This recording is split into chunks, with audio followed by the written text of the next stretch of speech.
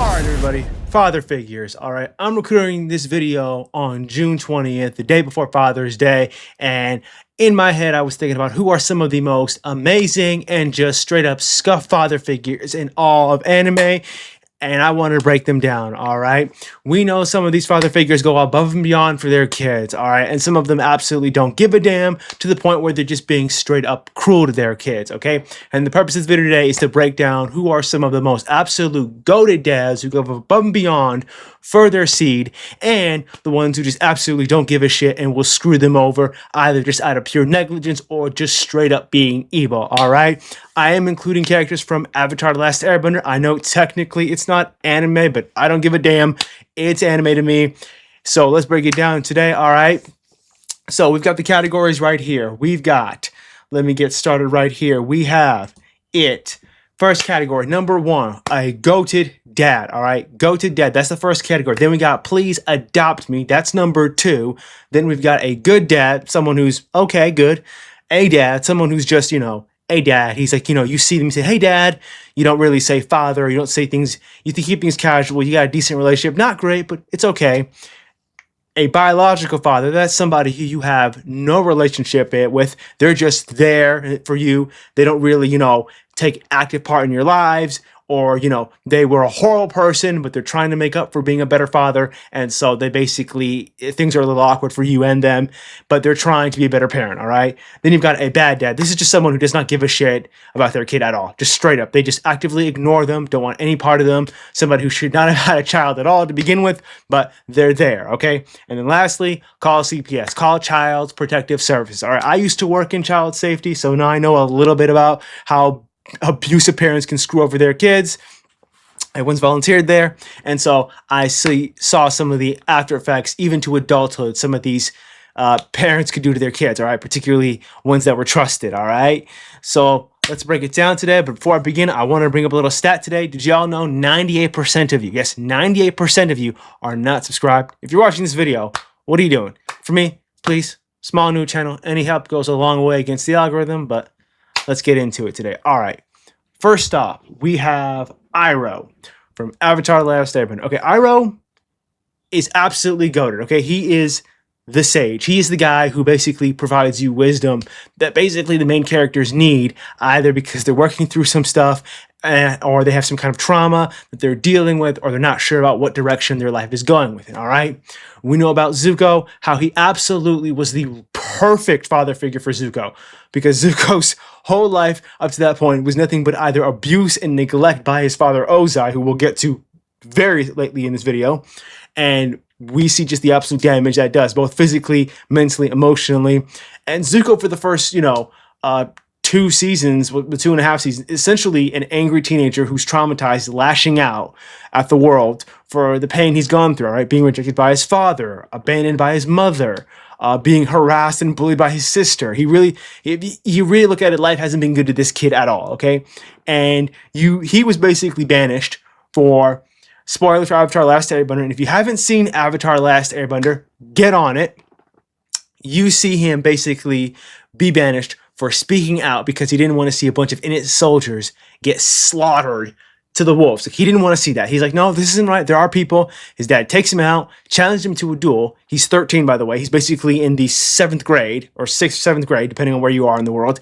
And he just gets absolutely roasted, okay? And he doesn't want to fight his father. He breaks down crying, begging for mercy, and he's just brutalized, okay? And then he's sent on this basically fool's errand to find the Avatar, to restore his honor as it was. And he's just completely traumatized, lashing out. And Uncle Iroh is basically patient, always listening, always trying to give him good advice, not just in terms of his firebending, but also how to live his life. Because Iroh had a child. He had a child. Lu Ten was his son's name, and his son was a soldier in his army, because Iroh was the general of the Fire Nation's army. And during the battle, during the siege of Ba Sing Se, this is, I believe, 4, 5, 6, 7 years ago, before the main story, his son dies during that battle once they had broken through the outer wall. And Iroh loses his son and just absolutely breaks down. He just completely stops being a fighter. He's done being fighting for his country. He just wants to, he's just done with everything, okay? He completely broke him. Understandable, losing your own child is horrible for any parent. And so Iroh basically looks at it and he just decides, okay, I'm going to try to be there for Zuko, be a positive influence for him and help him. Iroh constantly doesn't ever raise his voice against Zuko. The only time he's ever raised his voice is during that scene in the cavern when Aang was looking for Appa and Zuko finds it and he's like, what are you going to do with the Avatar's bison? Take it back to our apartment? What are you going to do? And he's like, well, I don't know. He brings up how this is exactly what happened in the North Pole. You had the Avatar, but you had nowhere to go. If his friends didn't save you, you would have been killed, all right, via hypothermia, okay? And Iroh only raised his voice because he's trying to tell him, I don't want you to die. I want you to figure out what you want to do for the right reasons, not because what you're expected to do. And he constantly just gives him advice that he needs. He also gives great advice to other characters where he tells Toph, he's like, listen, just because you're blind doesn't mean you're helpless. I'm only helping you because it's the right thing to do. Don't assume I'm taking pity on you. He tells Aang, hey, choosing happiness over power and perfection is the right path. Power is overrated anyway. And he's just absolutely goated, okay? He never once ever feels angry with Zuko. He knows Zuko's coming from a very broken place. And obviously, that heartwarming scene in book 3, in the finale, when him and Zuko reunite and they just hug and embrace, it just warms your heart and soul. And you just have to say, yeah, Iroh is absolutely goated, okay? He's goated, okay? He's a goated dad, no question about it, all right? Next we have, all right, Sasuke. Okay, listen, I'm going to be real with you. This is listen, Sasuke goes through a lot in the story of Naruto, just a lot of crap. Some of it was brought on by himself, by his own desires, his own goals, pushing things forward. Other things, it was just certain various forces manipulating him. And his whole relationship with Sakura just said like it was forced on them to kind of give Sakura or somebody a bone to have a kid or something. I don't know. But Sasuke, as far as I can tell, first off, he's not a good parent. Let's get this out of the way. He is either a bad dad or a biological father. Okay, and one of two things. Okay, for Sasuke, he essentially got married to Sakura. They had a kid together, and this Sarada was born outside the village, and he basically didn't have any interactions with his daughter at all, to the point where he didn't even know what she looked like. During the Shin Uchiha arc, he didn't know what she looked like, and he thought she was a clone. And then once he was able to realize, oh shit, that's my daughter, he realized, oh, okay, he didn't know that was his own daughter. He just didn't know what she looked like at all. And he just basically, for the first 12, 13 years of his daughter's life, he had no interactions with her. Okay, mind you, Sasuke can teleport. I know he's busy working to fight against the Otsutsuki, all that. He can teleport. Like, he can spend one night. Now, as the series progresses, he does visit home more often. He does spend more time with his daughter. But for Sasuke, he's just not in a consistent form in his kid's life. And there are some scenes when he tries to connect with his daughter. It's rather awkward. There was this one scene where he was like, oh, how do I want to go on a festival, tour with my daughter. How do I do this? And things were awkward. He was trying to connect with her. And, it just didn't really, he was like hitting a brick wall. And it was funny. And then it was sad. And then it became heartwarming at the end of it. And, he tries to help his daughter work through whatever she's going with, providing, some advice when he can. I'll never forget the scene when she asked her dad, hey, Dad, how do you awaken the Mangekyo Sharingan? And the look on Sasuke's face is like, oh, shit, okay, I was not ready for this. But in all honesty, if I'm being real with you, I would put him at a biological father, all right? He's just not in it all. He's got, like, almost no warm scenes with his kid at all, and I just can't put him, like, that high. I got to put him at a biological father. Okay, that's just what I have to do for Sasuke. Okay, he's a biological father. All right. Next, all right, we got Garp, Monkey D. Garp. Okay, now spoilers for One Piece. Most recent arc in God Valley flashback with rocks and everything. Okay, we see Garp. Garp essentially has been a father to 2 kids, really, but technically 3. All right, his son Dragon, his adoptive son Ace, and his grandson Luffy. Okay. And Garp, essentially, we don't know. Let's start with what we know about him as a grandfather, okay? He is given custody of Ace via Roger. Roger says, okay, the Marines know about me, Roger. They know that I've got to cut down the way. They're going to try to kill them. I need you to do what you can to stop that, to make sure that doesn't happen, to make sure my kid doesn't get put to death. And Garp's like, no, what? No, hell no. And Garp's like, no. I know you, Garp. I know you, all right? We bros, all right? We ride together. We fight together. We die together. Roger, Garp, you are my guy, okay? I know you. You'll protect my kid for me. And Garp's like, no. And then he's like, come on, Garp, you know. And then eventually Garp's like, okay, fine, give me her name. He tells about Rouge. Garp basically says, hey, Rouge, Roger sent me. We used to beat the shit out of each other back in the day. I'm here to take care of you and your kid. Rouge dies, and then, you know, he's given custody of Ace. And Garp essentially, as far as I can tell, in terms of being a parental figure, basically just is like hands off. He basically gives custody of Ace to Dadan and says, here you go, raise Ace. He just shows up periodically, and then he does the same thing with Luffy. Eventually, Dragon gives custody of Luffy to Garp because Dragon's forming the Revolutionary Army. He's going to try to take down the Tenryubito system. He wants all of this shit. And he just basically looks at it. He's like, you know what? Yeah, no, I can't raise my kid, Dad. Here, take care of my son. And then Garp gets the same thing. He dumps him off at Fuchsia Village for a little bit, comes back periodically to train him, i.e. tough love. And then, you know, he does the same thing with Luffy, throws him to Dadan, and he comes back periodically, maybe say 3-4 times a year. And then he visits, trains them, spends some time with them. Now here's the thing. Garp loves his kids. Okay, he loves his son and his grandchildren. He 100% does. Okay, and he does have some heartfelt moments with them. All right, when he was training Luffy, he says, "Listen, even if you don't become a pirate, a Marine, I just want you to be somebody who can figure out right from wrong. That's all I want."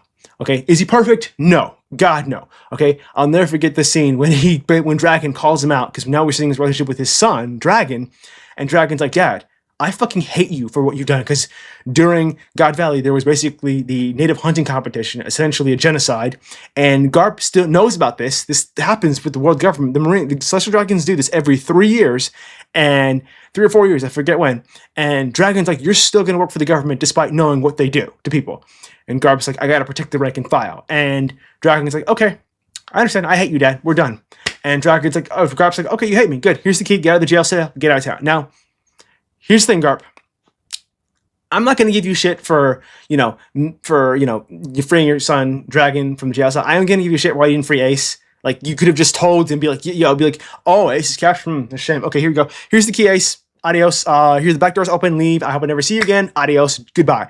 I don't know why he didn't do that. I know it was impaled down, but still, it just pisses me off that he never did that at all for Ace. Like, he was just right there. And, Garp obviously lets Luffy hit him so they can free Ace. And listen, I'm a firm believer in this. Most people agree. If Sengoku did not hold down Garp, Akayunu would have been absolutely fucked. Okay, he's getting wrecked by Garp. Okay, so I can't say Garp is a good dad. I'll just put him as a dad. All right, he's a dad. He's got good moments with his kids, but he's not, interactive enough for them to be considered force. Okay. Holy shit, Judge Vinsmoke. Okay, now we've gone from a dad to just an absolute shit show that is fucking Judge. Okay, Vinsmoke Judge. Scientist, member of MADS. The Vinsmoke family used to dominate the North Blue, but they had lost their standing, they had lost their power and influence. Okay? They had fallen from the wayside. And for Judge, he wants to reclaim what his family had. He wants to reclaim that power and influence. Okay? He wants that. And for Judge, this isn't even about him just trying to get back what's his. He genuinely wants to basically make his kids into super soldiers and take away their humanity. He did this. He was like, this wasn't some accident. He intentionally took away their emotions. And he made them into heartless killers. Now, he didn't succeed with Reiju, because Reiju was the first one, and so he it was a trial and error. He made her superhuman, but, it didn't really work out. His quadruplets, Ichi, Ninji, Sanji, Yonji, and he succeeded with all 4 of them to make the superhuman. But the difference is that when Sanji's mom took some poison, it affected Sanji. So Sanji was able to maintain his humanity, maintain human emotion. And for Judge, this was like the ultimate shame. To the point where Sanji would get brutalized by his own siblings and just absolutely get shitted on, okay? It gets to the point with Judge, as a parent, that he basically tells Sanji, I couldn't kill you because even I'm not that heartless. I can't kill my only child, which we're going to see some parents here in this series who can absolutely kill their children. We see them, he just says, I can't kill you, but do this. Do this for me, son. Never tell anybody we're associated. Never tell me that you're my son. I want nothing to do with you. He basically disowns his son, all right? And to the point where he locks Sanji up in a dungeon, claimed that he died, and put a helmet mask over him so no one would see his face. Sanji gets freed by Reiju, and there's that. He then basically tries to force, he strong-arms Sanji into returning to the family to use as a puppet against Big Mom. Then basically that whole thing just spirals from there. And Judge absolutely basically deserved to get hoed by Big Mom in that scene when he betrayed him. And he was going to die. And then you see the reactions of his sons saying, oh, we're going to die. Ah, ha, ha. They show no emotion, no anger, no sadness. And then Judge is just crying like a little bitch. Straight up. That's just a bitch move, Judge. And then he's like, what's wrong with you? And Reiju's like, well, see, Dad, you made our kids, you made my brothers like this. They may be my brothers, but they're not even human anymore. They're basically unfeeling monsters. And yeah, Judge is just call CPS. He's just a horrible person.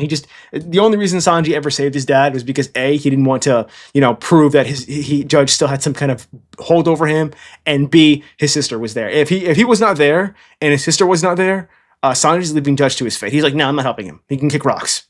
So yeah, Judge, call CPS.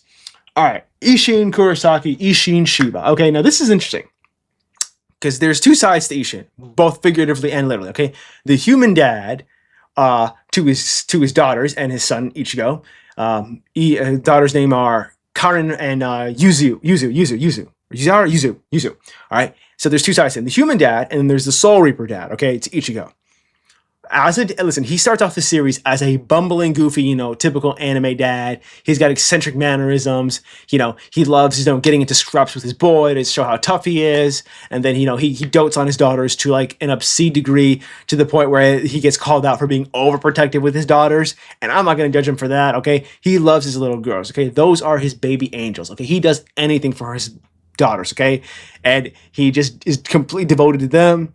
I love how much he is so devoted to his wife, despite her passing. He will never look at another woman. He will think he's cheating on her, and he's got this huge, this 10 by 10 cutout of her in his kitchen, where he just basically, anytime he's freaking out, he's like, oh, my dear wife, please help me. Like, she's literally a shrine to her. Not just your typical Japanese shrine, but like a big ass, like, memorial shrine you see on some buildings for people who passed away.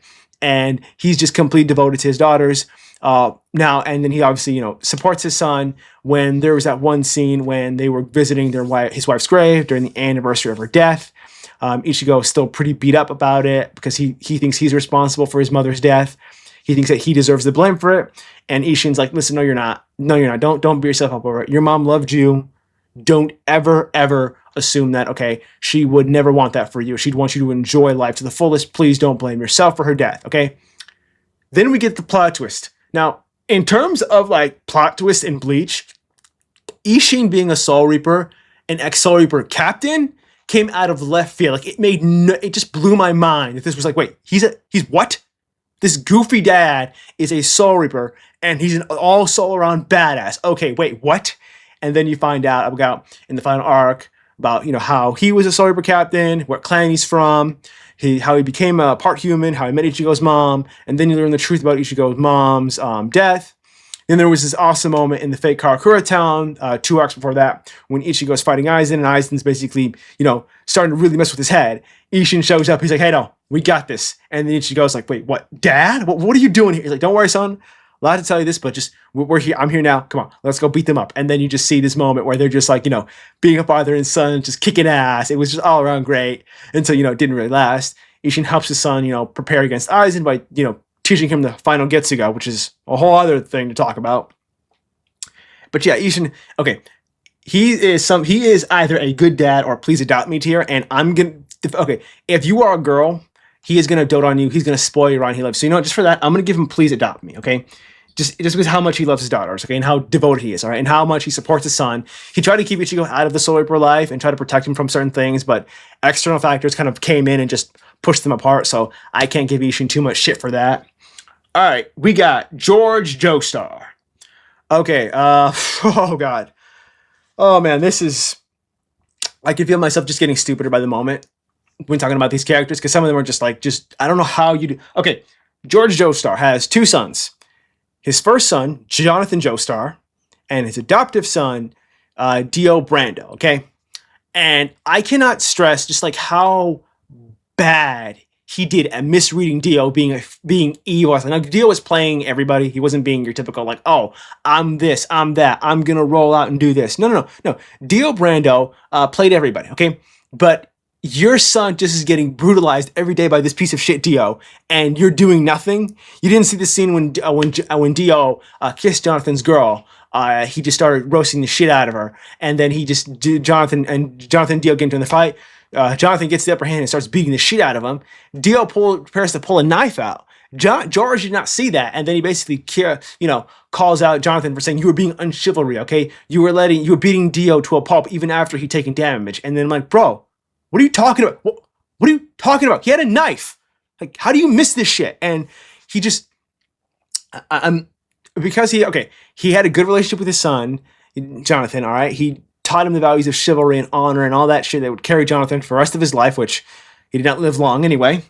And honestly, I just feel like this guy was somebody who was completely oblivious to what was really going on. And so for that, I have to put him at like a biological father tier. Well, okay, Dio was always evil. I can't put him at a bad dad because Dio was always evil. I think Dio was always going to end up the way he did. He was just, I think what's his name? I forget, what is it? I guess the guy who's the top hat. He always considered he was Jonathan's friend. Speedwagon said it best. Speedwagon said that Dio was always going to be evil, and I can't I'll put him biological father. I'll put him above Sasuke. He's a biological father. He can't be above Sasuke. He's above Sasuke 100%. Okay, but he's not. He was oblivious dad. Okay, Von Hohenheim. Okay, listen to me. In Full Metal Alchemist, Von Hohenheim absolutely goes through a horrible amount of shit. I mean, just like the worst. And I mean this like in the literal sense. Von Hohenheim goes through the worst amount of shit in this series. Okay, I can't even defend it. Okay, but because of everything Hohenheim went through, he had to abandon his family. He had to abandon his kids. I mean, that's the only way through it. He had to abandon his kids. And for Hohenheim, this was essentially what he had to do was effectively just be like, okay, I'm going to, stop Father, the homunculus, because Von Hohenheim effectively becomes immortal via the Dwarf in the Flask, or Father, manipulations, who we'll get to in this video. And he basically resolves to stop Father's plans. Along the way, he meets a woman named Trisha Elric. They fall in love and have two sons, Alphonse and Edward. And he eventually has to leave because he still has to do his plan to stop Father. And just because if Von Hohenheim doesn't do what he does, basically drops his Philosopher's Stone energy across the country and create points for a circle, Father wins. The homunculus, when Father wins, everybody dies. Just 50 million people die, okay? Von Hohenheim had to do that. He was genuinely going through it, okay? And so he had a legit reason to basically abandon his fam. He legitimately had a good reason to do that, okay? That's one thing I will say, okay? And I'm going to be straight up with you.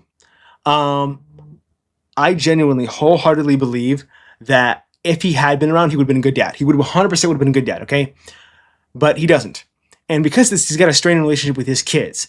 Alphonse, particularly Edward, okay? Edward really resents his father, okay? And there's always this scene that always makes me smile when Von Hohenheim, when Ed Al meet Father, and he's like, are you boys the Elric brothers? And like, yeah, wait, why do you look like our Father Hohenheim? Wait, Father, you're Hohenheim's kids? Oh my God. Father was just so happy to learn about Hohenheim, who's effectively his biological brother, have children. He's an uncle. And he's like, oh my God, you sweet boys. Are you okay? Are you injured? Here, let me give you some food. Let me heal you up. Are you good? Are you good? I mean, talk about a 180 turn, because we see him immediately just go back to Shin and basically just shit on him. He's like, you dirty little human, get out of here. And so he just like, that scene always just gets me laughing, how he went from being a happy uncle to just like a psychotic freak of killer that he was. But Von Hohenheim, listen, he's not around for his kids, but he is there for them at the end, okay? Because he basically, tries to explain to Ed now who he is, why he left. And then eventually, things get better for them. Alphonse had an easier time connecting with his dad. Edward, it was always tense because Edward's, hard-headed personality. And, I'll never forget the scene, two scenes. One, when Von Hohenheim meets Ed at the charred remains of the family home that Edward and Alphonse burned down when they wanted to, quote-unquote, show their determination to let the past burn. So they didn't have to show that they were serious about it. And for Von Hohenheim basically tells his son, he's like, why'd you burn down the home? This is where me and your mom got married, where you and your brother were born. Why'd you burn it down? Oh, we were trying to show our determination to basically show that we weren't ever coming back, a place to go home to. And Von Hohenheim says one of the most coldest lines. He's like, that's bullshit. You just want to cover up your mistakes. You can't do that, son. You have to own your mistakes. You have to own the decisions that you've made in your life. And you have to basically face them head on. You cannot run away from it. And another scene, when Alphonse is getting jumped by Pride or one of the homunculi, I'll never forget it. Von Hohenheim basically tells him, hey, listen, don't you ever fucking dare mess with my kid. Don't you ever do that. And so Hohenheim just steps up. Listen, he's a father. He's a biological father, but I'll put him at the top of that. And you know what? I'll put Sasuke in a bad dad. I'm gonna put Sasuke in a bad dad. He doesn't really visit his kids nearly enough, and he didn't go through nearly as much pain. He'd have nearly as good enough of a reason compared to Von Hohenheim in the context of their story. I just can't. Okay. All right. Now we got Senku's dad, Byaukya Ishigami from Dr. Stone. Okay. Now, all right. Now this is something you need to understand. Byaukya is not Senku's biological father. Senku's parents died when he was a baby, and then Byaukya, their friend, adopted Senku. Senku knows this from early on age. He never gave a shit who his birth parents were because Byaukya was the only dad he ever knew. So he's fine with that. Then we see him, basically through various flashbacks, be an amazing father. Like, he is absolutely, like, for example, he sells his car. He, sells anything he doesn't need to buy science equipment for his son Senku, so Senku can, go stargazing, so he can basically help support Senku's scientific aspiration. Now, Byaukya works for NASA. So he's not somebody who's struggling for money. No, he's got a good job. He works for NASA, but he still basically sold things to basically pay for more expensive items to support his son, all right? He knows his son's personality very well, and he just tells him, hey, son, I'm going out to outer space. I'll bring back some souvenirs. I know you probably don't give a damn, but hey, I still love you anyway, kid. And that heartfelt scene, and that would be the last time Senku ever saw his dad, because the world gets frozen in stone by Y-Men. Then Byaukya goes to Earth, and everybody's frozen in stone. And so Byaukya basically has this decades-long plan where he basically leaves behind things for Senku to help jumpstart him in his quest to help humanity rebuild itself. He does everything. He leaves behind basically a stone world voice recordings. He leaves detailed instructions behind in storytelling. He leaves a treasure trove of platinum and gold and raw minerals for him to use. Like, Byaukya went through absolutely everything for his son, despite knowing that he would never see him again and that he would be dead by the time he saw him. And he's honestly, I'm gonna be real with you. He's low-key a goated dad. Like, I was gonna put him in a please doubt me, but he's low-key a goated dad. He's not Iroh level, but he absolutely went crazy for his kid, and he deserves all the praise for that. Okay. Next, we have Aang from Avatar: The Last Airbender. Okay, Aang. Aang. Listen, I love you, buddy. You had an amazing story. Obviously, Zuko was the most famous character in your story and most beloved. Sorry, not even though you're Last Airbender, Zuko is the character everybody loves, for obvious reasons. But Aang, as a father, has 3 kids. His firstborn son, Bumi, his second daughter, Kaya or Kiki, and Tenzin, his youngest son, okay? Of those 3, Tenzin is the only one who had the ability to airbend. And so because of this, Aang basically spent the bulk of his free time basically, training Tenzin, instructing him in airbending ways and the air nomad culture, so Tenzin could preserve them, not only for the sake of their culture, but also ensure that when Aang did die, Tenzin could train the next avatar, okay? That's all well and good. Now, here's the problem. There's 2 problems. Number 1, he was not an active person in his kids' lives, all right? He was busy being the avatar, and that's understandable. You're basically the world superhero / religious figure / diplomat. He's all those things, okay? You have to, for the avatar, it's basically you're very busy, so you're not going to be the most active parent, okay? Now, is that some of his fault? No, okay? It's what the job is. You got to deal with it. Okay?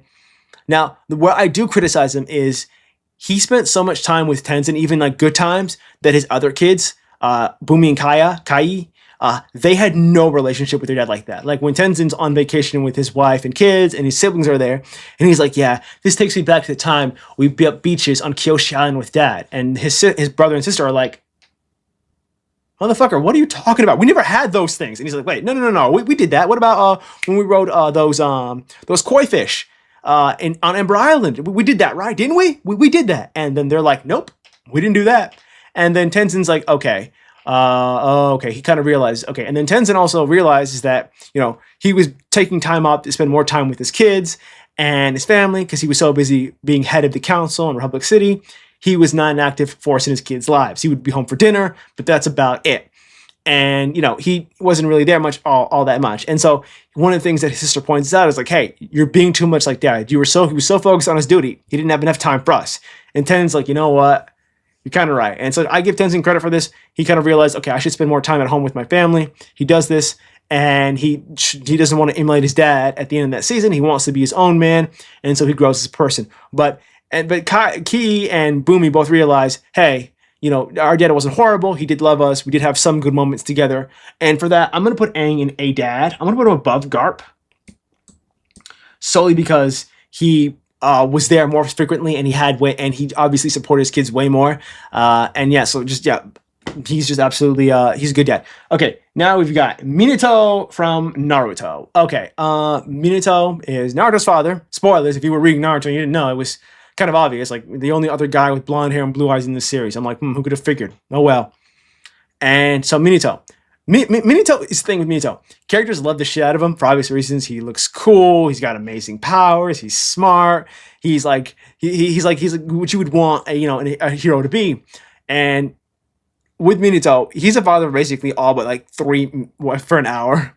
And I'm gonna be real with you. He did everything he could to help his kid and the village. It's just that bullshit factors basically screwed over Naruto's life. Because, okay, so when Obito unseals Kurama from Naruto, we attacks the village. Minato defeats Obito, tries to reseal the Nine Tails in himself and Naruto.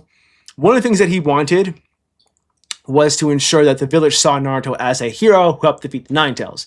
Now, originally, Naruto's status as Kurama's Jinchuriki was not public. It was not revealed. It was not people with common knowledge. But some asshole, Danzo, yes, that piece of shit, leaked it so that way all of the village could focus all of their hatred into an orphan.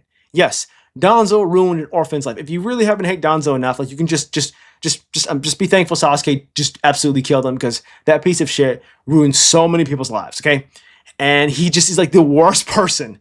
All right, and so Minato tried his best. He obviously failed in that respect, and he was making the best of her bad situation. He then sealed, part of his chakra so he could talk to Naruto. And then they have more moments when Minato comes back as a reanimated ninja. He passes on, more things about himself, and fights alongside his son in a very, epic, heartfelt moment that I loved. And so for Minato, I'm gonna put him and a good dad given the circumstance of what he was dealing with. He seemed like he could have been a great dad, but I'll put him there. He's our first good dad. Oh, yeah, Dario Brando. Yeah, Dio's father. Yeah, this guy is a piece of... next up, we have Dario Brando, Dio's father. This guy is a piece of shit. We don't need to think about this. We can just be like, nope, piece of shit. He's just the worst. He's the call CPS, no doubt about it. Dario Brando is the worst person. We don't need to even have a conversation about this. We can just skip this and go on. Okay, we got Piccolo from Dragon Ball. Yes, Piccolo. Yes, we all seen the jokes, Goku being a bad dad, and Piccolo's the dad that stepped up. He's Pam's grandfather. He helped babysit her. He knew what her habits were as the baby. She hangs out at his house like all the time now that she's a toddler, and so he just trains her. It's like this really heartfelt moment. Piccolo is... Okay, the thing with Piccolo is that he doesn't have as many heartfelt moments with Gohan and Pam as much as Goku does. Like, he doesn't like go fishing or camping with Gohan or Pam. He doesn't really do that. They just mostly just train. He supports them for whatever problems they're working through, and he's always there to lend a hand. And he generally does do. I'll put him in a dad. I will put him in a dad tier. Okay, I will put him in a dad tier. All right, and I'll put him above Garp. I'll put him above Garp. Okay, because he has a good relationship with Gohan and Pam, but he's not consistent enough to be a good dad or above that. All right. Next we have Father from Full Metal Alchemist. Okay, Father. See, now this is the thing about von Hohenheim and Father. So they're both basically polar opposites to each other, because von Hohenheim spent almost little to no time with his kids until the series, but Father spent years, centuries with his children, and he absolutely just brutalized them in every way possible. See how he treated his son Greed. See how he treated his son, his children, Envy, Sloth. He basically took the 7 deadly sins of himself: his gluttony, his greed, his wrath. He took all those and manifested them so that way he could become the quote-unquote perfect being. But he basically brutalized them and just absolutely made their lives living hell. He didn't see them as people. He saw them as extensions of his own will. And he absolutely would just like horribly treat them regularly. He ordered Wrath to slaughter all of Greed's friends. And yeah, he's just called CPS. Like, Father is like the worst person. We really don't need to discuss Father at all in this series. So let's just get into that. Okay, next we have Goku from Dragon Ball. Okay, wow. Okay, Goku. I know a lot of people like to say he is a horrible father, call CPS. Okay, he's not that bad. Yes, Goku is not a good father. Let's just get this out of the way. He is not a good father, okay? Okay, but let me talk about the positives and the negatives, okay, with Goku as a father. So, first thing in the series, Goku's got 2 kids, his son Gohan and Goten, okay? Let's talk about Gohan because that's the child he spent the most time with. Goten is a whole other thing. So, he basically spends the first few years of Gohan's life with him. They have a good relationship. He loves his son. They love him. He effectively dies protecting his kid against Raditz. And he, basically Gohan was in Piccolo's care. They bond, they train, and then he basically, comes back, fights Saiyans, leaves, fight Frieza, stays in outer space for a few years, and then, prepares for androids, dies, comes back, Buu Saga, all this. Okay, Goku he has a good relationship with his kids. Not great, good. His sons love him. Particularly Gohan, they do love their dad, and when he does spend time with them, whether it's camping, fishing, training, they do have a very wholesome dynamic, and he does love them. Okay, he is not afraid to show affection to his kids. He's not afraid to die for them. He's done it multiple times. He's died for his kid. Okay, all right, and that's the good thing. Okay, now here's the thing. Also, people rightly will basically shit on Goku for giving Cell a senzu bean against Gohan, saying, how could you do that? That is your son. What are you doing, Goku? Like, what are you doing? Like, seriously. Now, I look at that as Goku's overconfidence, his just sheer belief in saying, listen, I know my son. I have trained him up, okay? I know at full max, at full power cell, my son, if you're out for your best, my son will absolutely wreck your shit, and there ain't a damn thing you could do about it. Now, Goku's biggest weakness is his overconfidence. He's so sure that he'll basically, not think things through, which is a habit Gohan picked up on in later years, as you see. And so he's just absolutely so sure, like, yeah, I've raised my son up. He can beat your ass, no contest, okay? And when he goes to Gohan, Gohan's like, hey, Dad, why are you quitting against Cell? You weren't fighting at full power. And he's like, no, son, you don't understand. You don't understand. I was fighting at full power. I can't speak for Cell, but I was giving it all I had, okay? And you were saying I was weak when you were judging me based off yourself. You were comparing me to yourself. And that was the moment everybody's like, oh, wait, hold on, is he serious? And, eventually the fight goes to shit. Gohan doesn't have the mentality yet to just be a killer, to be a warrior. And you see the reaction to people like, for example, say, friggin' Piccolo calls it out. He's like, listen, your son is not built for this. Like, you're not. And Goku's like, oh, shit. Okay, well, I fucked up badly. I messed up badly, okay? So he tries to go in and fix it. It didn't work out. Now, things worked out in the end. Kind of. Goku does die at the end of it, although he chose to stay dead for reasons that get completely ignored in the Buu Saga. And he absolutely just basically said, I need you to basically be the hero son and stop everybody. He coaches his son through victory, okay? He literally helps his son get the dub against Cell, coaching him through it, telling him, listen, don't worry about it. You're not responsible for my death, even though Gohan kind of is. And he basically, says, listen, you can do this. I believe in you. You got this. And he just helps his son through it, all right? His relationship with Goten, as soon as he sees him, he's just happy that he's got another kid. He's not afraid to show affection, and he absolutely just loves, his family. Now, the cons is he basically is inconsistent out of their lives. He'll show up periodically, and then he'll go off to train or be dead, sometimes both, and he just he's not a consistent force to be a good dad, okay? He is not. All right, but the moments he does see him with his family, he does spend time with them, he does love them, and so for that, I'm going to give him a dad. Honestly, I will put him him or Piccolo's content. I will put him, for the sake of simplicity, I will put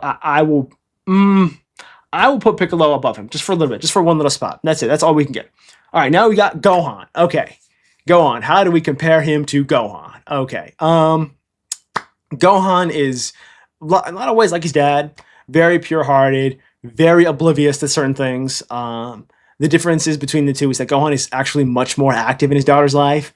he does actively want to be a part of his kid's life. Now, obviously, Goku's a Saiyan, so his morality spectrum is going to be a little different. And, you know, they've got a good relationship with he's got a good relationship with his daughter. He absolutely just loves doting on her. All right, he was thrilled he was going to be a dad. He absolutely spent more time. He took time out of work so he could spend more time with his daughter. Right? He can be oblivious when those two men in the movie Superhero show up to try to, you know, kidnap Pan. Gohan's like, well, what are you guys doing here? He's being oblivious. He doesn't get what they're trying to do. And he just, obviously, when the moment he learns his daughter's in trouble, he's like, he locks the fuck in and just goes ham.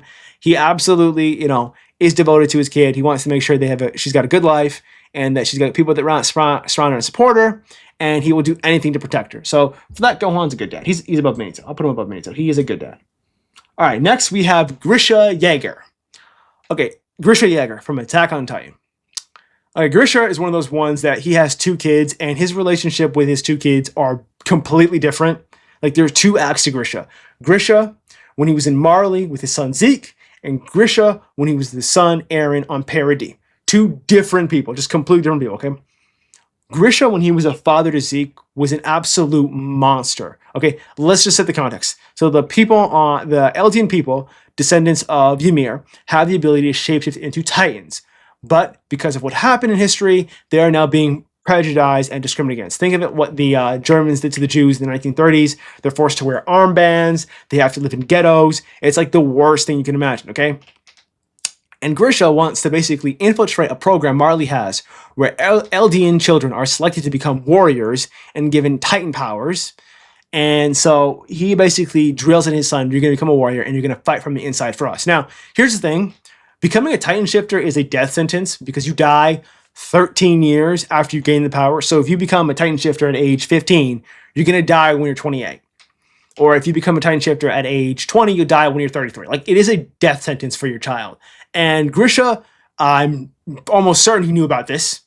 He knew about this, so he was willing to send his own son to death. Yes, you were sending your own child to die. And then when Zeke was not living up to the standards and becoming a warrior, he absolutely is just outright emotionally and just neglectful and abusive towards his son. He regularly just treats his son like filth. He just absolutely has complete disdain for his son, okay? Grisha literally was to the point where Zeke basically had to call CPS on him because Grisha was going to be caught with a coup. And if Zeke didn't do that, his grandparents would have died. And so Zeke did this to cut a deal to save his grandparents' lives. And so Grisha was a horrible father to Zeke. Now we talk about his relationship with his son, Eren, okay? He's absolutely a good dad to Eren. He listens, he provides guidance, he's non-judgmental. He's everything he wasn't with Zeke. He's a complete opposite. Like, they couldn't be farther apart in terms of their personality, Zeke and Eren, in terms of how they were raised. Because Grisha subconsciously learned, okay, I absolutely screwed up as a parent. I made so many horrible decisions in my life. It ruined me. I need to do better with my son, Eren, okay? And he's a loving and attentive father. He's firm but incredibly fair, all right? He takes in Mikasa, becomes her surrogate father, and he basically is everything you would want as a dad if you're an angry kid growing up in a closed-out community, okay? Now, let's get some of the unfortunate things that Grisha goes through. Because of Eren and the future memories of the Attack Titan, Grisha is basically forced to, on Eren's suggestions, to slaughter the entire Rice family to gain the powers of the Founding Titan. He does this because Eren's basically telling him, do your duty, slaughter the kids, all right, and take the Founding Titan.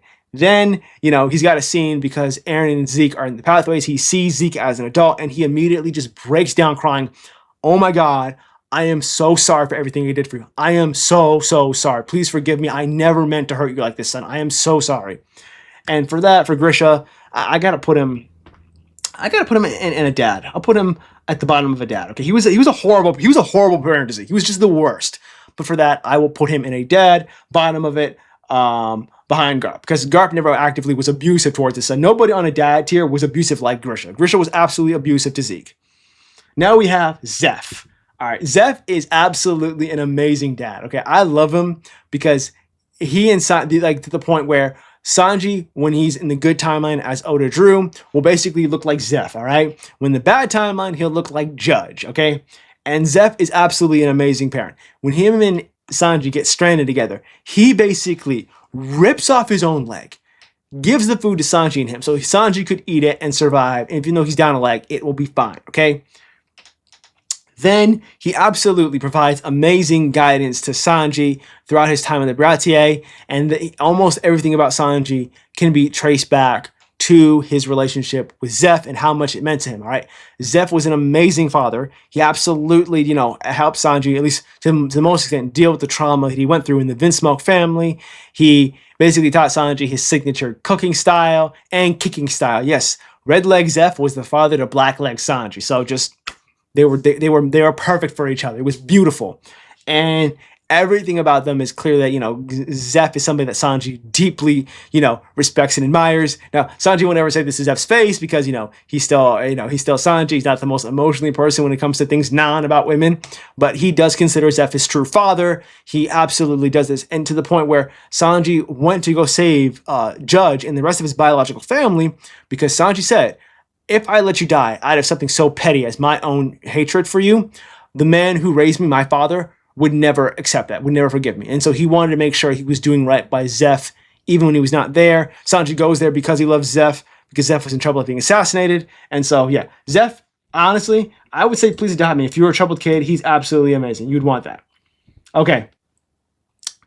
Saint Bartholomew Kuma. Saint Bartholomew. I don't care what anybody says. Kuma is an absolutely goated parent, okay? Let's just get this out of the way, okay? Kuma. Okay, he basically starts off in a relationship. They weren't even dating. She was in love with him, and he loved her. Ginny gets kidnapped and becomes a wife for a celestial dragon. We don't know which one it is, but I've seen some theories saying it's from the Garling family or the Fickerland family, so maybe Garling or Shamrock. I hope to God not. But we see this happen. And just and you see Ginny arrive. She's basically got the sapphire scales, and then Kuma gets there. He couldn't be with her because he didn't want her to be targeted because he had Buccaneer blood, and so we just see the absolute horror that we see. Kuma go when he realizes the woman that he loved was taken as a slave, all because he pushed and rejected her because he didn't want to get her. And so she ended up this way anyway. And it's just like this gut-wrenching thing that happens to Kuma. And it's just terrible. It really is. It's like one of the worst things you can see in fiction when that happens. Or somebody gets absolutely screwed over because of this. And so, yeah, I can't really make any of this up. So, yeah. But then, the good news. She dies and she gives birth. Before she dies, she had a daughter, Bonnie. Now, once Bonnie is born, he becomes her father, okay? He's not her daddy. He wasn't her father, but he damn sure is her daddy, okay? And so Kuma raises Bonnie, he gets support from everybody else in the Sorbet Kingdom, and he just raises her up, and he is just absolutely devoted to her. There's this heartwarming scene where they're all, going through a montage. He's dressing her up in cute clothes. Everybody's crying and laughing. It's great.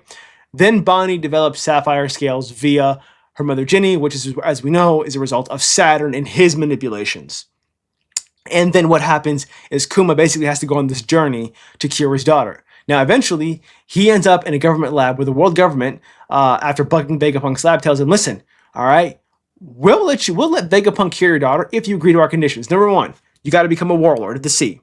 Number two, you have to basically allow the cloning program to begin where we can make clones of everything that you do for your kid. Everything you do for Vegapunk, for the pacifistas, okay? Then, number three, okay, you're going to have to let Vegapunk turn you into a cyborg. And number four, you have to get your personality wiped.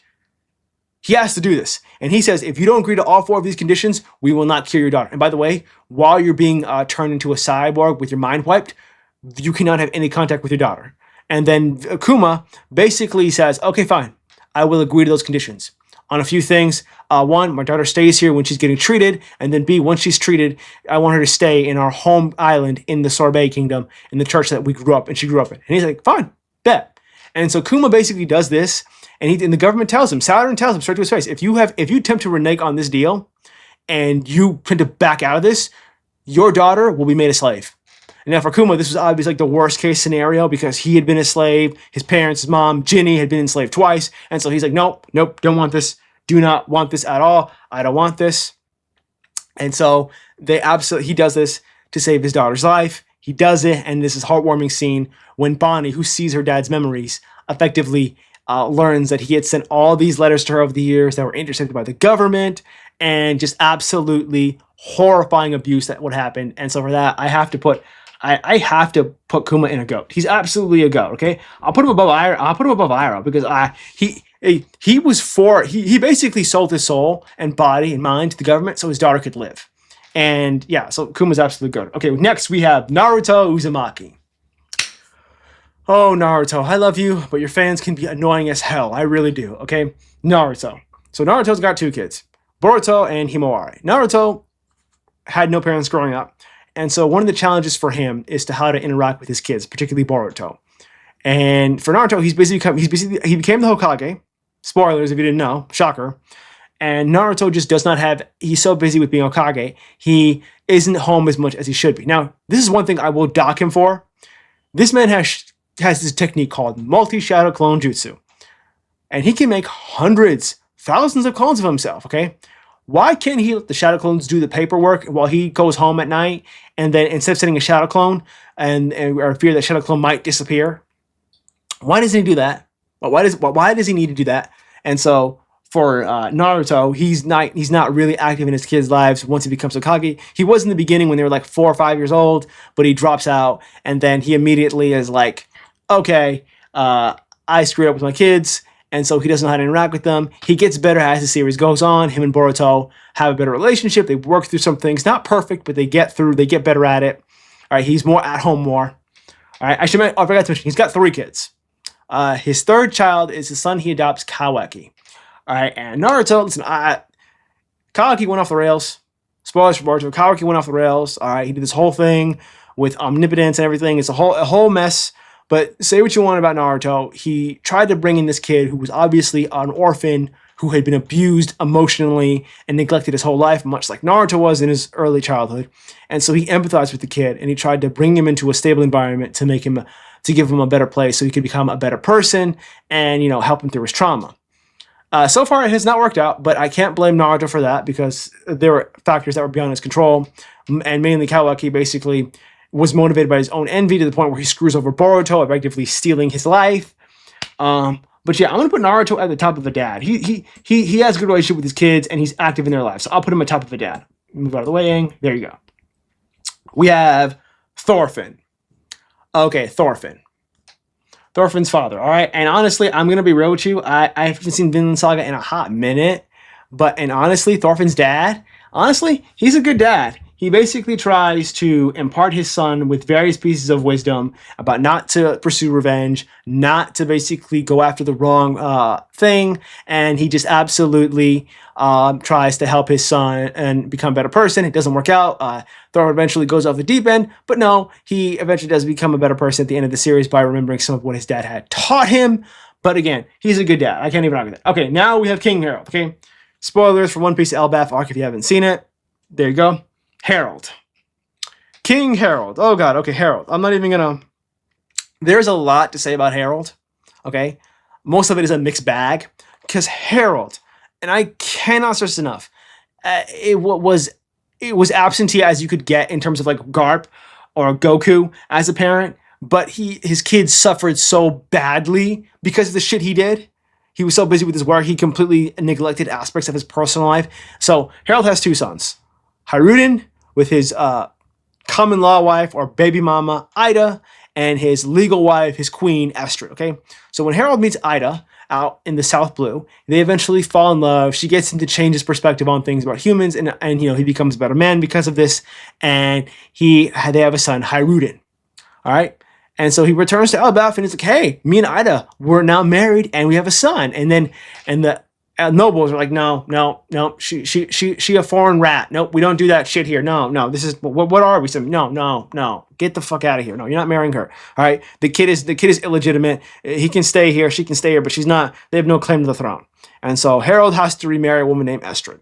Estrid was a vain, and I mean just horrible person, a horrible mother. She gives birth to Loki when Harold is away, because you'll notice a trend here. Harold is away doing his work. He's not very home often, and so because of this, his family suffers.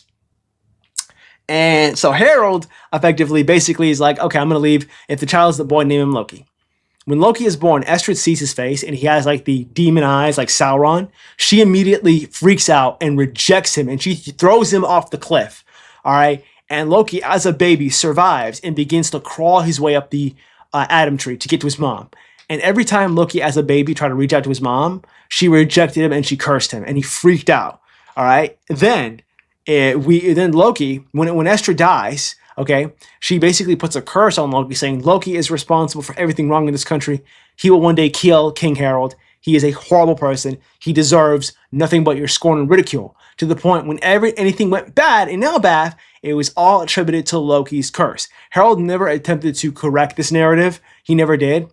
When Harald returned after Astrid had died, he's like, Loki, my son, I'm so happy to see you. And then we have the scene when he sees the bandages, because Loki, to this present day, with the exception of a few panels, always has bandages covering his eyes, okay? And he's always wearing a blindfold. And he's like, what's wrong with my son's eyes? Oh, he's got some kind of condition. Oh, that's unfortunate.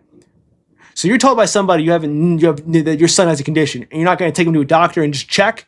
You're not going to be like, let me take him to a doctor to make sure he's okay. Let me take him to a doctor and see his eyes. Make sure he's on this up and up.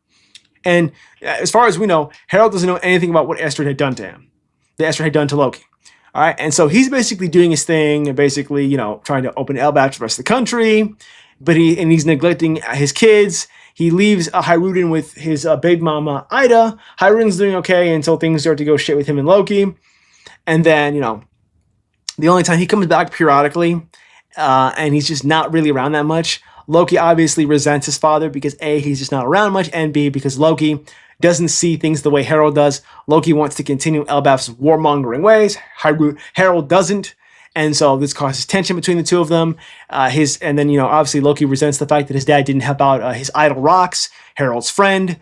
And then, things get to a point when Harald basically effectively sells his soul to the world government, and he has to basically beg his son, Loki, to kill him with the ancient powers of the Nidhogg Devil Fruit and the Icicle Rhytosker to sap him from basically taking over Elbaf and delivering it into the hands of the world government, okay? And so Loki has to do this, and Harald, he has this idea where he just tells his son, listen, please, I don't care, remember, just kill me now. This is the only way we can do this, okay? Please, you have to stop me, okay? And Loki basically says, you are a horrible person. I will never forgive you for this, okay? You basically left me to be abused. You now are basically leaving me to clean up your messes and take the heat for your shit. Like, what? And so, listen, Harald is a good man. Harald is a good man. He had noble intentions, but honestly, he's a biological father. He's not a bad dad, but he's a biological. I'll put him on the top of it. He's just not in his kids' lives enough, and he's got no relationship with his kids. Hyrule, we don't know how he feels about his son Hyrule. As far as I can tell, he visited him maybe less than Loki, but there's that. Okay. Oh boy. Okay, now we've gone from a biological father to a just horrible brother in Jin Freaks. Okay, Jin Freaks, father of Gon. Yeah, that's all I can say about that. That's literally all he is. He is just he wants no. It's not that he doesn't even know he has a kid, or he's busy with work, or he's just absentee. No, he actively avoids being a part of his kid's life. He doesn't want to be his father at all. He basically says, don't even see me as a dad, just see me more like an uncle. He just does not want any part of his kid's life, okay? He actively avoids it, okay? All right, now, let's just be fair to him, okay? I will always appreciate this scene when Jean tells Gon, when Gon, spoilers for Hunter x Hunter, basically makes a batshit insane Nen contract, where basically Gon wants all of the power he would have accumulated in his natural life right now. He wanted it right this second, and he basically says, I need this power now. Now, Gon basically ends up a mummified corpse.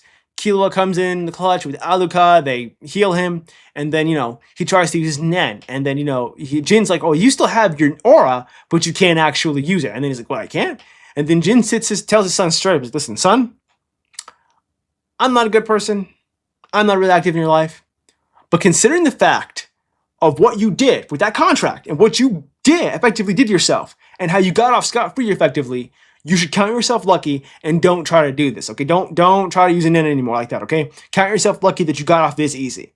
And that's probably, and he's right, because Gon immediately crashed out when Kite died and Pito couldn't, bring him back or fix him. And so, yeah, he has that one moment. But honestly, he's a bad dad. He's worse than Sasuke. He just actively avoids his kid. Sasuke actually has never avoided his kid, okay? Now we have Shou Tucker. Oh, we've gone from bad to worse. Okay, Shou Tucker.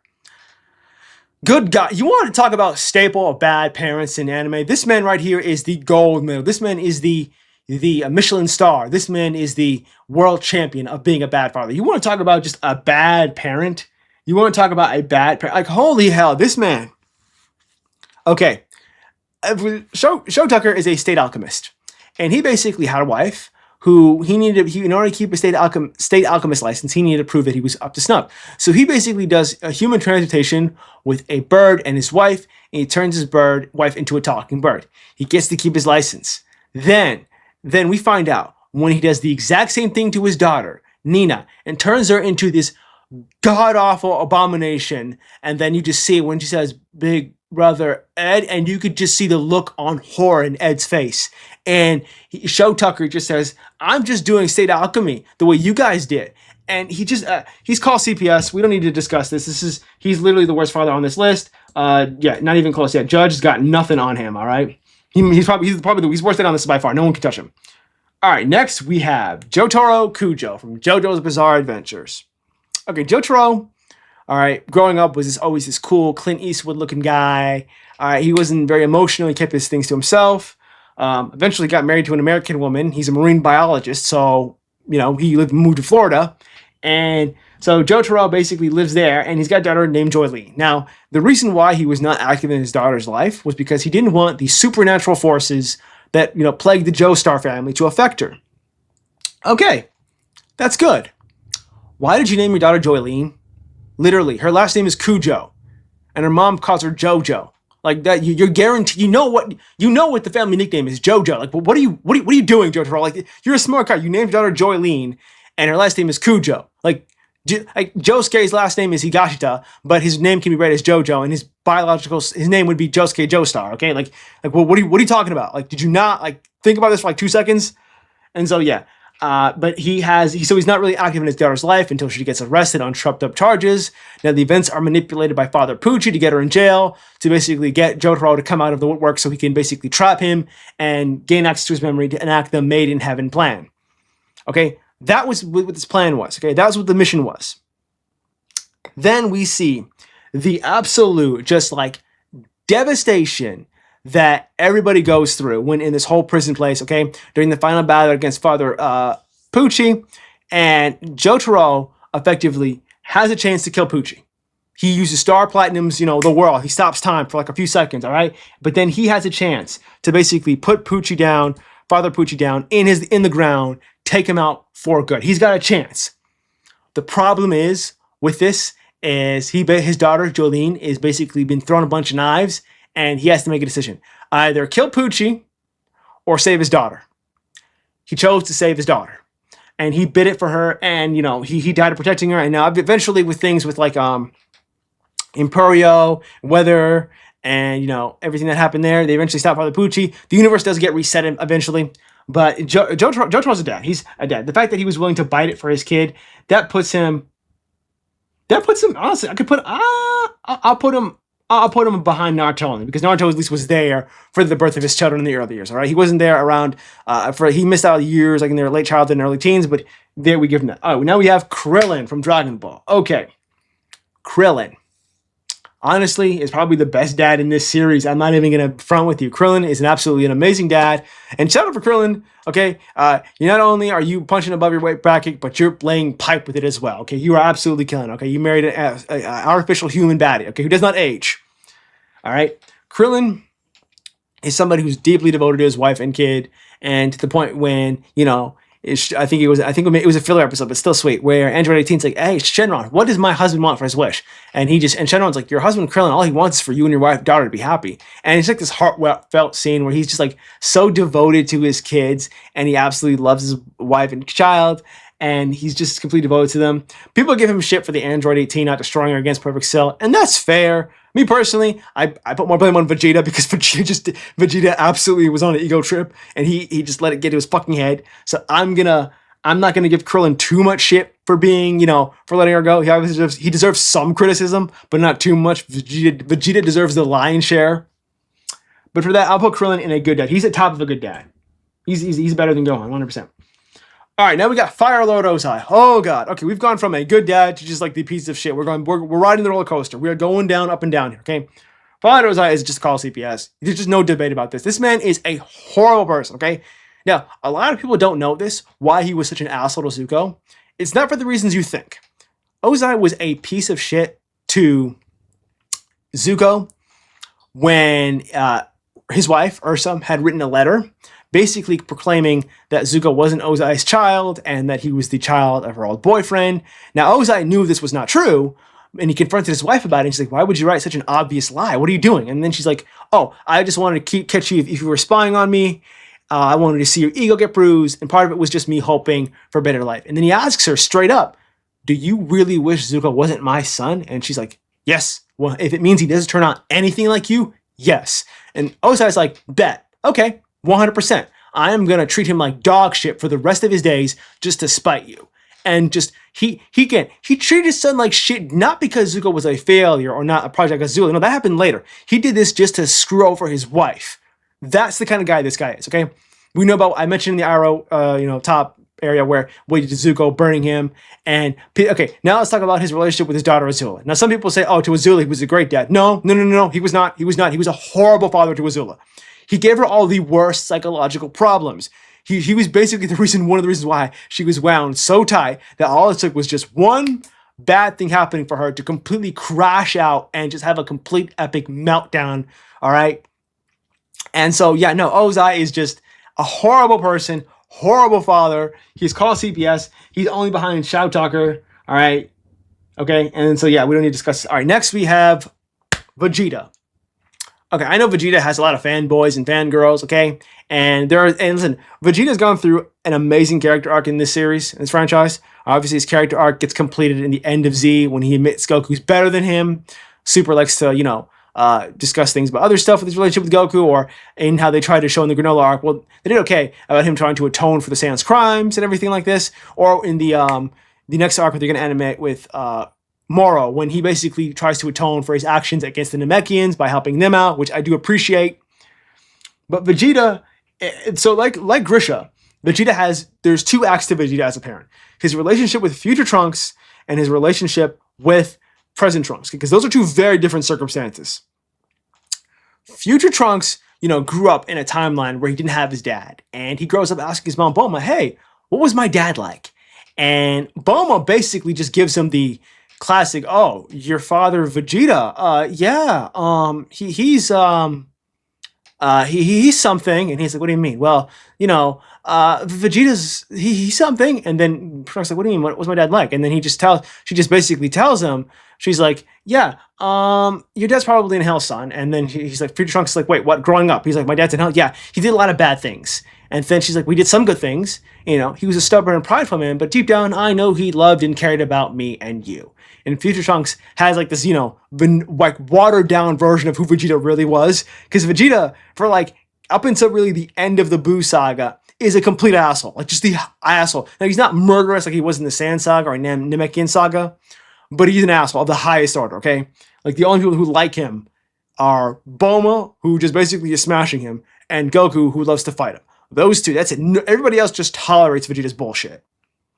And so Future Trunks goes up trying to meet his dad. He tries to connect with him. And the immediately first thing he does tells him, hey, Dad, you're not ready to fight the androids. He immediately just punches his son in the gut and just basically knocks the wind out of him.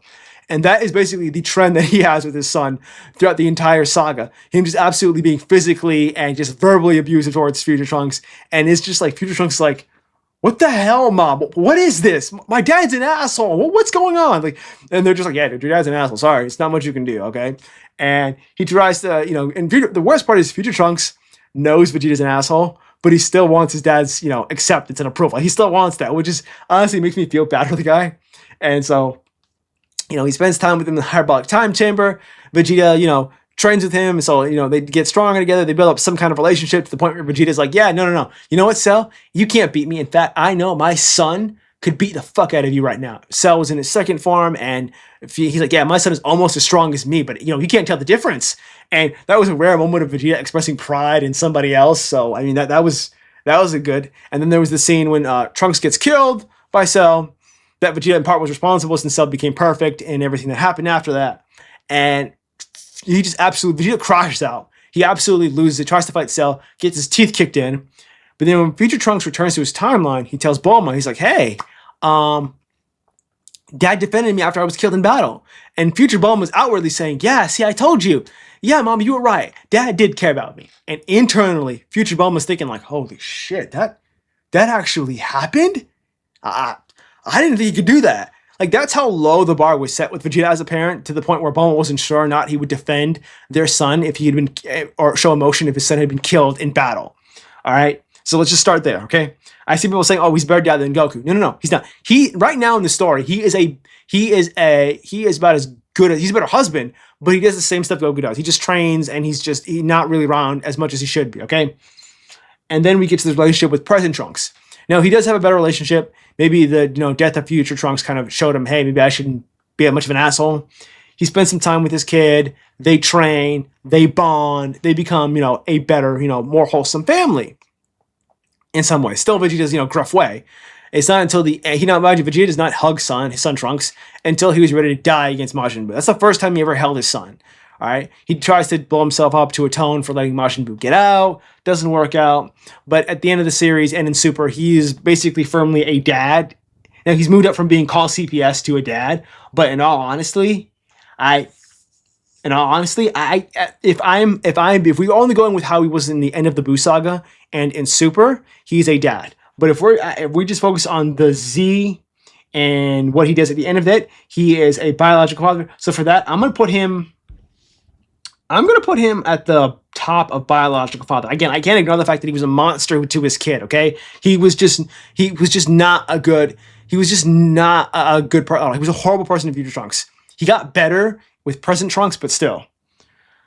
Okay, now we have Kaido. Oh god. Okay, we're going like we're touching. We're going a roller coaster. Okay, Kaido. Now I'll never forget the meme where people talk about Kaido when he just like says, "No daughter of mine will be a stand for Kozuki Oden." Yamato's like, "I'm your son." Oh, I'm sorry. My apologies. I'm so sorry. No son of mine will be a stand for Kozuki Oden. Like, that is like the one thing about Kaido we can like say, oh yeah, he won't like attempt to misgender his own child, which, I mean, okay, yeah, sure. Honestly, I'd rather wish he did that and not do all the other things, because what he does to Yamato is just like the worst. Like, Yamato basically was enslaved, had bombs strapped on the wrists, and then basically beaten anytime any Defiant showed up. Okay, and then he just regularly just beats the shit out of his kid anytime he steps out of line. He's like he's called CPS. And I've seen some people say, well, maybe he wanted his kid to become Shogun, or some people say, oh no, he was dealing with the same, he was like, passing on trauma he had as a kid. That may be all true. That's all true to an extent. But having your own trauma and passing that on to your kids isn't an excuse for being a bad parent. It makes you tragic, but not a bad, it does not make you a sympathetic person. He's a horrible person. He's called CPS. Honestly, is he worse than Judge? No, Judge was worse. Kaido never disowned Yamato.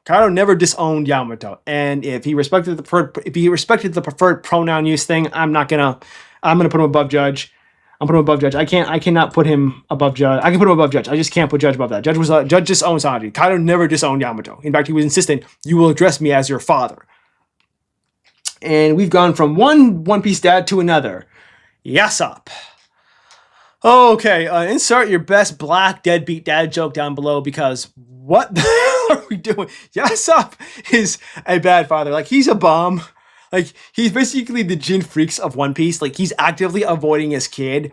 There's that scene when he talks about when they're going to Wano, and they said, oh, I'm not ready to meet Usopp yet. I'm just not ready to meet my son yet. And he just absolutely avoids it, like, to the upteenth degree. He abandons his family to become a pirate for the love of the game, quite literally. And there's this scene, I don't know if it was live action or not, but Luffy's sitting down with Usopp, and he's like, yeah, I knew your dad, Yasopp. He's part of Shanks' crew. And Usopp's like, wait, you hung out with my dad? You spent time with him and shit? Like, wait, what? Like, you can see the hurt in Usopp's face where he's like, you hung out with my dad? I didn't. Like, that's how low the bar is set. Yasopp is a bad father. Like, he's honestly, he's worse than. Honestly, he's worse than he's almost as worse as Jin. Sasuke's better, but not by far. But yeah. All right, now we go from the best One Piece dad. All right, Whitebeard, Edward Newgate. Edward Newgate is the epitome of what it means to be the dad that stepped up, okay? Because Whitebeard's whole crew basically sees him as their father figure, okay? With the exception of Odin, everybody else calls him Oyaji, Pops, Dad.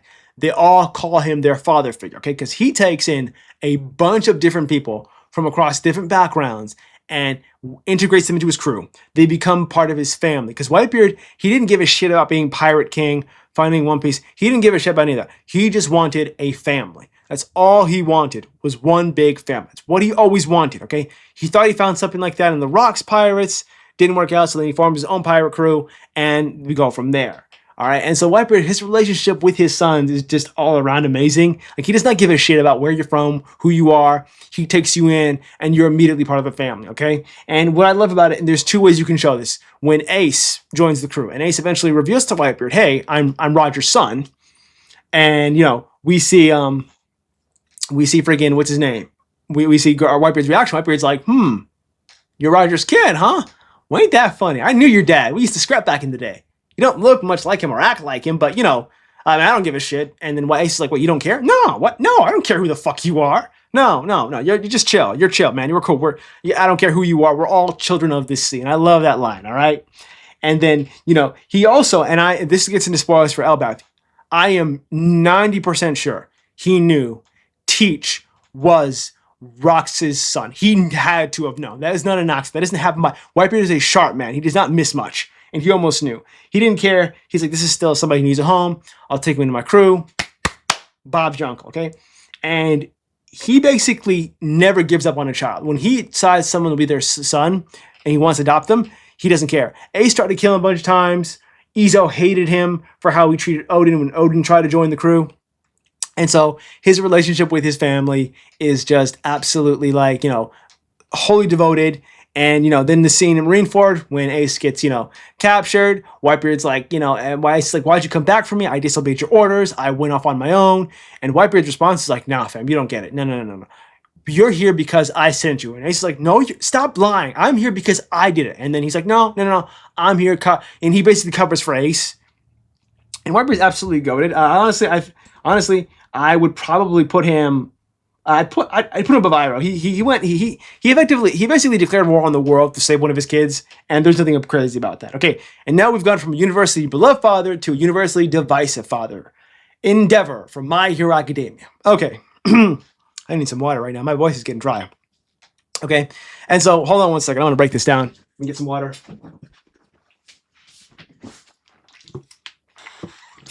I'm talking for over an hour, man.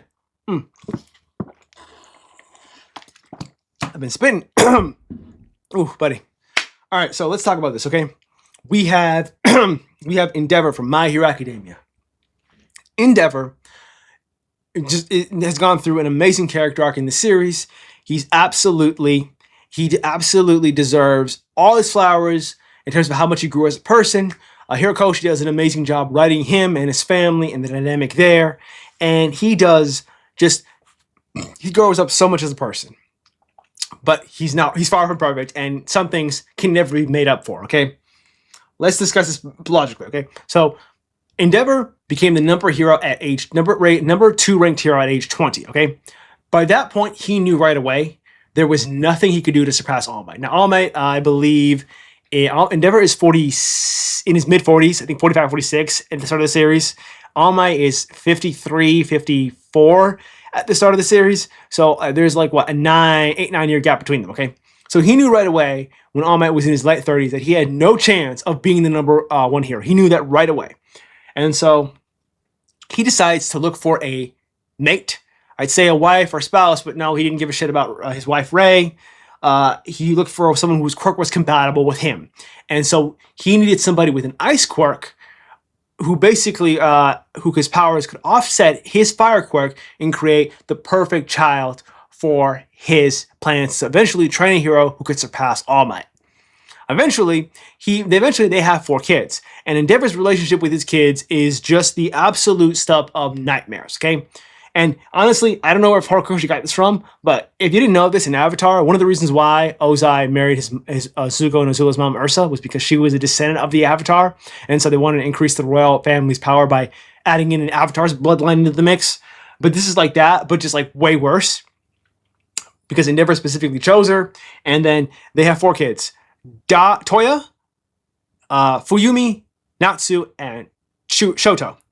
So eventually, when Toya is born, Toya has the same firepower as Endeavor, cremation.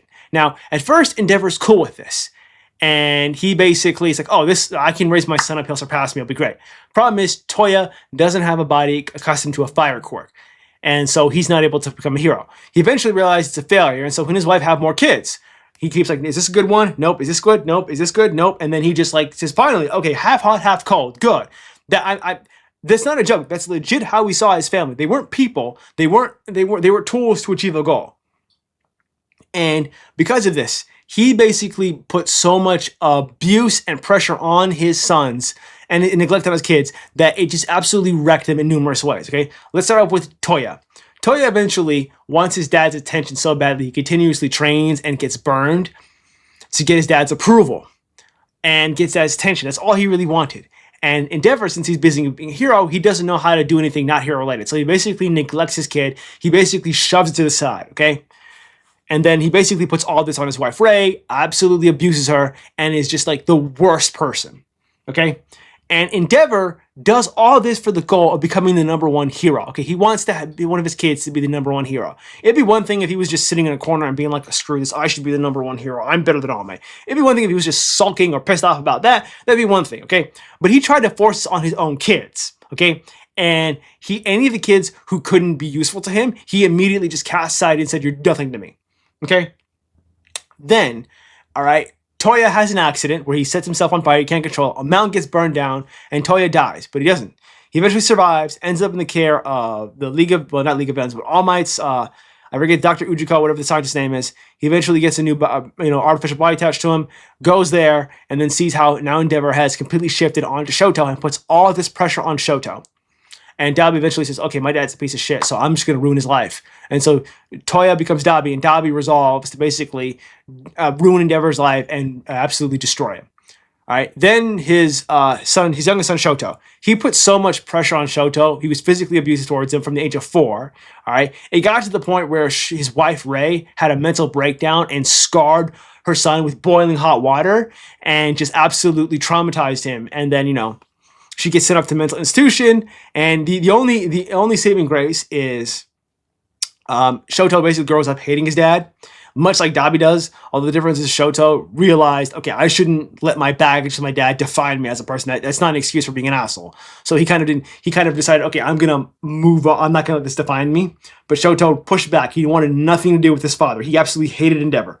All right, as he should. Then we talk about Endeavor's other 2 kids. Fuyumi, his second child, and his middle child, Natsu. Fuyumi wants the whole family to get back together and be peaceful, but it's mostly just for optics and just for own peace of mind. Natsu hates Endeavor. Natsu made it very clear when we first see him in the story, he will never forgive Endeavor. He absolutely hates him. And when it looked like they might, and Shoto and Fuyumi might, and Rei might forgive him, he's like, no, why should we forgive this piece of shit? What, did y'all forget what he did? Like, do you not remember what he did to us? And this, and then eventually Endeavor, he has a turn. He becomes the #1 hero after All Might loses his powers and he retires. He eventually realizes that the damage he's done pursuing a goal, and it just absolutely destroyed his family. And now Endeavor tries to make up for it. He genuinely tries to atone for his past actions. He genuinely tries to apologize to Fuyumi, Shoto, Natsu, and they have different feelings on it. And Fuyumi is like probably the one that is just like most eager to have a family get together. Shoto is just like has made peace with his, is ready to let go of his grudge against his father. He doesn't want to let it define him as a person, so good for him.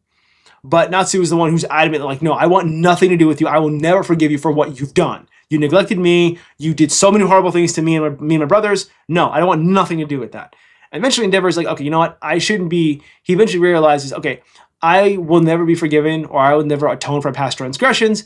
I need to seek forgiveness because it's the right thing to do, not because I will seek atonement because it's the right thing to do, not because I will be forgiven.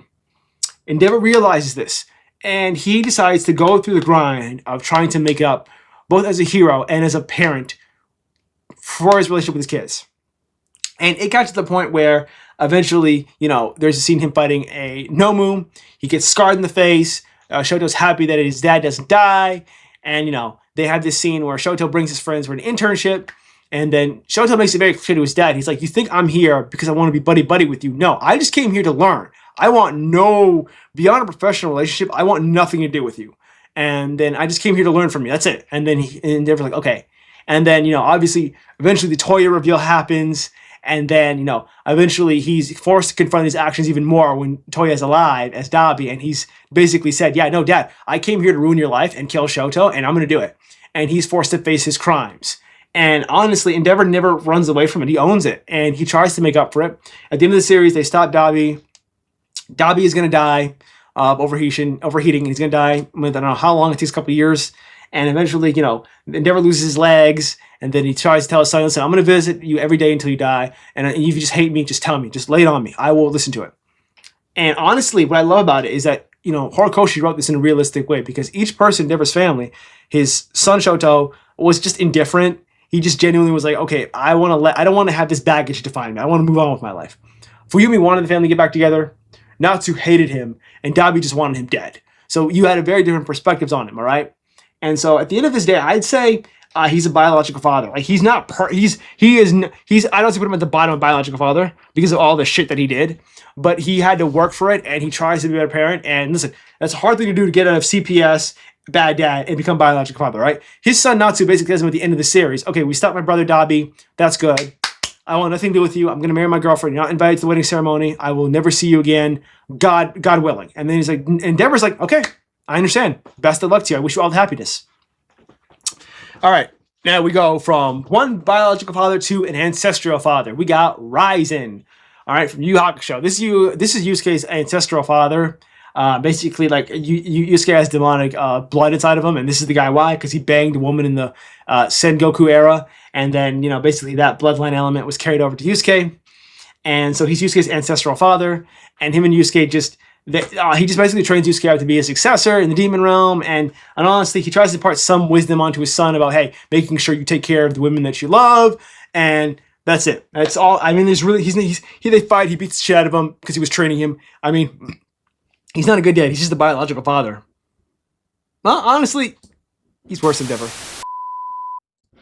All right, next you have Mr. I forget this dude's name. I believe his name is Joichiro from Food Wars. He's the main character's dad. I forget the main character's name. I think he's Soma's dad's name. And honestly, I've only seen a few episodes of Food Wars, and it's way too fan service for me.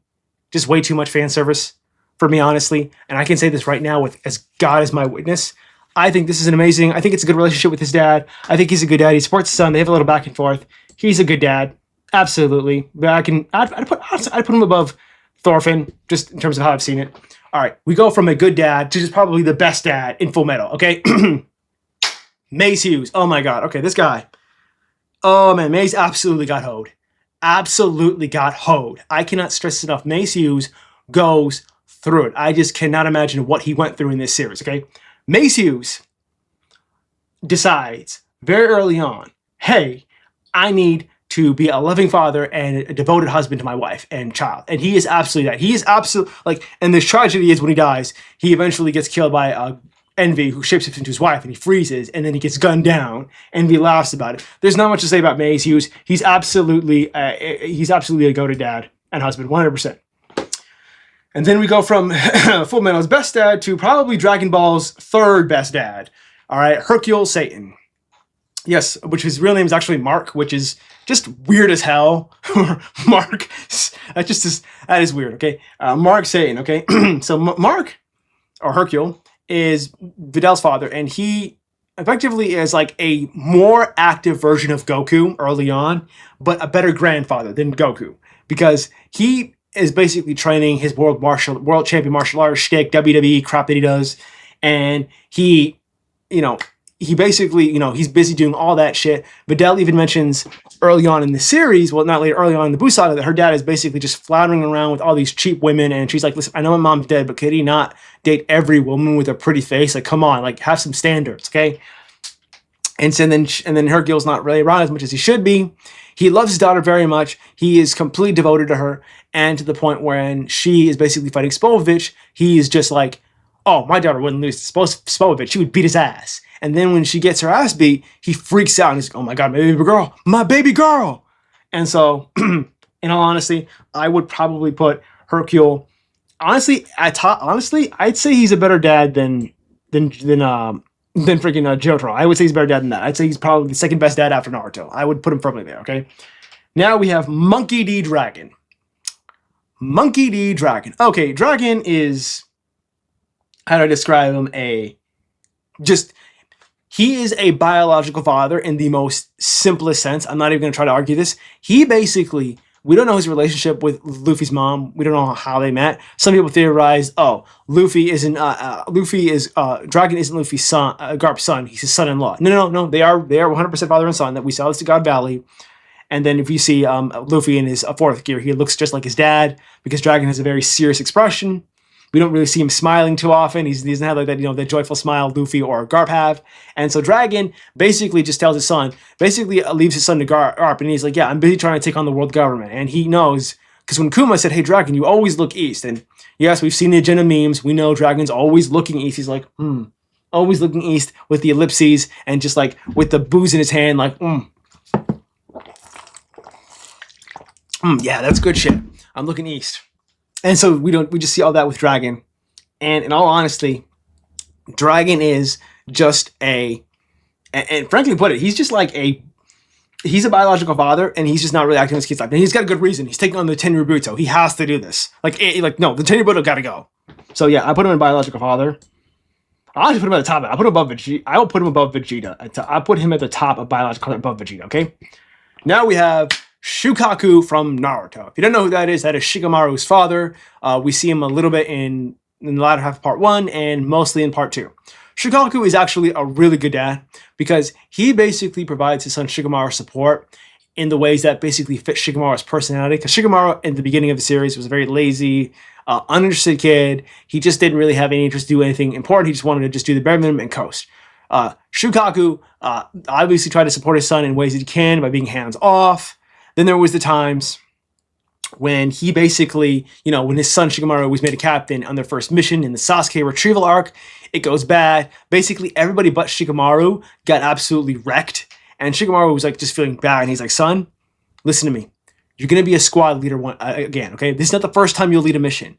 You need to understand this is part of the mission, okay? Nobody died. Be thankful for that, okay? And just because you think you're the first guy, shit goes to south when you plan things. No, that is part of being a ninja, adapting to the plan, okay? And so Shukaku gives great advice. He regularly tries to counsel his son and help him grow as a person. He obviously just has that scene where he basically relays the plan after Obito and Madara fire the tail beast bombs and just like blast out the headquarters. And so yeah, Shukaku's a good dad. I'd honestly put him behind I'd put him behind Krillin. I'd put him behind Krillin, okay? And now we've gone from a good dad to a just so-so dad in Bardock from Dragon Ball. Okay, Bardock.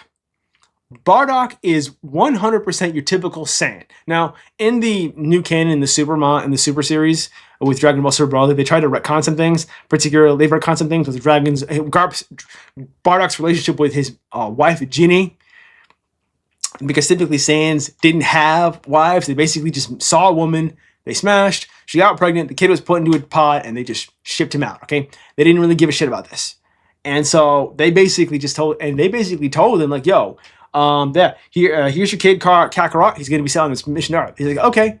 Now, in the new canon, they basically just said, oh, yeah, he had a relationship with his wife. And then he says, oh, where's Raditz? And Raditz was given those armbands he got from Bardock because Raditz passed the mission or something like that when he was a little kid. And then, Jinne and Bardock were the ones who sent Goku to Earth. And then, they like some Superman shit. I know they got it from there. And so, yeah, we don't really see too much of him at all, his relationship with Raditz, but he's basically a biological father. I'm just going to put him, honestly, I'd put him at the bottom just because he didn't have any relationship with his kids. All right. Now we're going to go to a controversial one, okay? We've mentioned before people have two different acts as a parent. This is Joesph Jostar. Joesph Jostar has two kids. His first daughter, Holly, from his wife, Susie, and his second child from an illegitimate child, his love child, Josuke, from a 20-year-old college Japanese student when he was in his 60s. Yes, Joseph did that. So Joseph, let's talk about his relationship with his daughter and then his son, okay? he is absolutely a please adopt me. He's at the top of the tier as dad when it comes to his daughter Holly. He is completely devoted to her. He doted on her all her whole life. He supported her no matter what. Even when she chose to marry a Japanese man, a musician, and live in Japan, he hated it. He didn't want it. He wanted his daughter close at hand, but he accepted it and still supported her decision no matter what, even if he hated it. All right, when his daughter was going through some things with Jotaro because of the stand powers and everything, he immediately dropped everything and went straight to help her. He's like, "You're my baby girl. If you need me, I will move heaven and earth for you. You're my baby girl, Holly. I love you, okay?" And he goes on a mission with Jotaro to kill Dio to end the curse of Dio because Dio got hit with the stand arrow and he was in Jonathan's body, and therefore Jonathan's descendants got stand powers, but because Holly wasn't strong enough like Joesph and Jotaro, she was going to die. So they basically go on this mission to kill Dio to save Holly's life. And they do all of this, try to be the heroes to save Holly's life. And he's just absolutely an amazing dad. He's devoted to her. He's always there to lend a hand, and he never once, completely, he's got the answers for everything. He's always there to support his daughter. Now let's talk about Josuke. Now, I've seen people say this. No. Joesph did not know about Josuke for the first 16 years of his life. Now, set the stage.